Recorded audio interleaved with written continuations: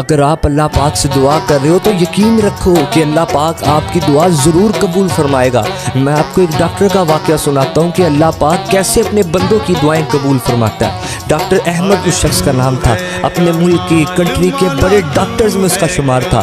اس ملک کی حکومت نے یہ پلان کیا کہ ڈاکٹر احمد کے لیے کوئی بڑا انعام، انہیں کوئی بڑا ایوارڈ دیا جائے، کہ ان کے لیے کوئی سیمینار ایونٹ آرگنائز کیا جائے کہ جس ایونٹ میں ملک کے باہر سے بڑے لوگوں کو بلایا جائے اور انہیں انعام دیا جائے۔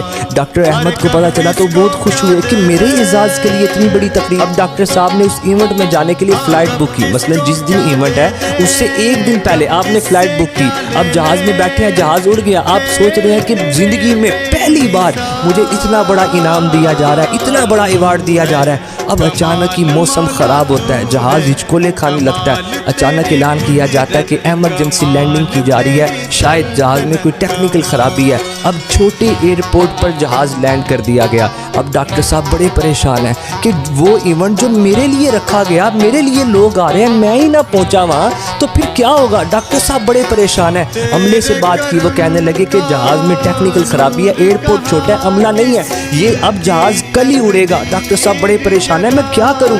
عملے نے کہا کہ آپ اس طرح کریں کہ جدھر آپ نے جانا ہے 6-7 گھنٹے کی مسافت ہے تو آپ بائی روڈ چلے جائیں، گاڑی رینٹ پر لیں اور خود ڈرائیو کر کے چلے جائیں۔ ڈاکٹر صاحب کو سمجھ آ گئی۔ اب ڈاکٹر احمد نے گاڑی رینٹ پر لی اور خود ڈرائیو کر کے نکل گئے۔ اب طوفانی بارش ہے، رستے میں بجلی چمک رہی ہے، پریشان ہے کہ وہاں کسی نہ کسی طرح پہنچنا ہے۔ اچانک ڈاکٹر احمد کو لگتا ہے کہ میں رستے سے اتر گیا ہوں، مطلب غلط رستے پر چڑھ چکا ہوں۔ ڈاکٹر احمد ایک جگہ جا کے بریک لگاتے ہیں، دیکھتے ہیں کہ قریب کوئی چھوٹا سا گھر ہے جس میں لائٹ چل رہی ہے۔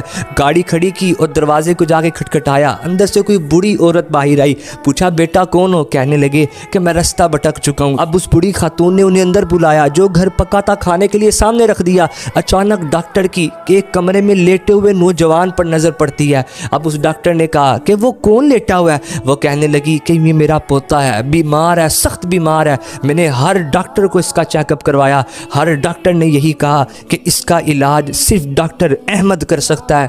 میرے پاس پیسے تو نہیں، میں بڑی غریب ہوں، لیکن میں ہر نماز کے بعد اللہ سے دعا کرتی ہوں، مولا مجھے اتنے پیسے دے کہ میں اس کا علاج ڈاکٹر احمد سے کروا سکوں۔ بیٹا تم مجھے مسافر لگتے ہو، تم بھی تو دعا کرو نا کہ مجھے ڈاکٹر احمد مل جائے۔ اب ڈاکٹر احمد دسترخوان پر بیٹھے رونے لگے، کہنے لگے کہ اس جہاز کا خراب ہونا، چھوٹے ایئرپورٹ پر اترنا، گاڑی میں بیٹھنا، رستہ بھٹک جانا، آپ کے دروازے کے سامنے آ کر رکنا، یہ سب آپ کی دعاؤں کا ثمرہ ہے۔ میں ہی ڈاکٹر احمد ہوں، میں ہی اس کا علاج کروں گا۔